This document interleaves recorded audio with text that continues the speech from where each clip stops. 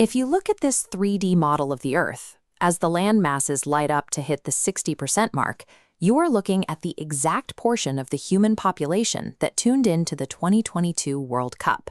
That is over 5 billion people watching a single event. But creating a standalone global football tournament was originally a logistical nightmare when FIFA President Jules Rimet first proposed it in 1928. You can see the problem on this map of the Atlantic Ocean. The first host nation was Uruguay.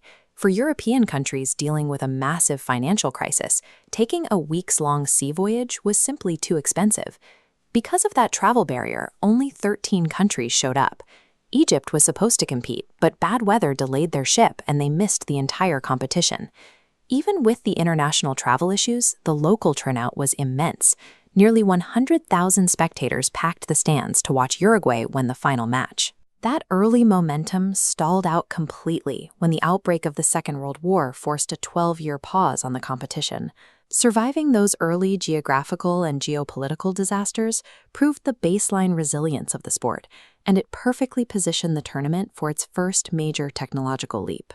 The 1954 tournament in Switzerland marked a clear turning point. It was the first World Cup to be broadcast on television. Broadcasting the matches solved the travel problems of the 1930s. Fans didn't need to cross oceans on passenger ships to participate anymore. They could watch the games live from their living rooms. 4 years later, this new broadcast technology met its ideal subject, a 17-year-old Brazilian prodigy named Pelé. He dominated the 1958 tournament, scoring in every single knockout game to secure the trophy for Brazil, instantly capturing the attention of a newly connected global audience. The combination of live television and undeniable individual brilliance turned what was a regional sports oddity into a highly lucrative cultural export.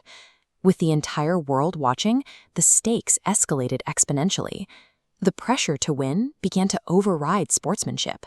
This resulted in extreme physical violence on the pitch, most notably during the 1962 Battle of Santiago, a match so violently contested that players had to be escorted off by armed police. At the highest levels, tactical cheating emerged. Diego Maradona scored his brazen, unseen hand of God goal in the 1986 quarterfinal, pushing Argentina toward the trophy. The desperation reached an absurd peak in 1990 when a Chilean goalkeeper intentionally cut his own head with a hidden razor blade, faking an injury in a failed attempt to get the opposing team disqualified. The ultimate tragic cost of these geopolitical stakes materialized in 1994. Colombian captain Andrés Escobar scored an own goal that eliminated his team, and upon returning home, he was murdered as a direct result of his performance.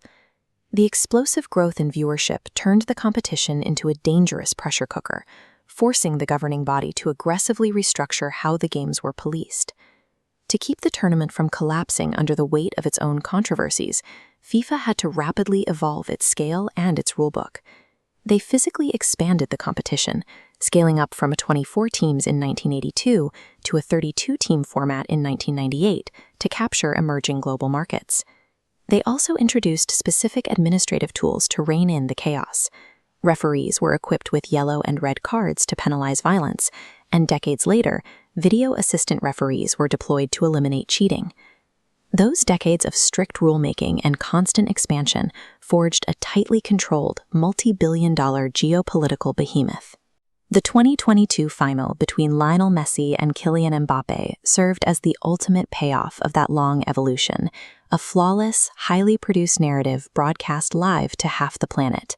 And the relentless growth trajectory continues, with the 2026 tournament expanding yet again to host 48 teams across North America.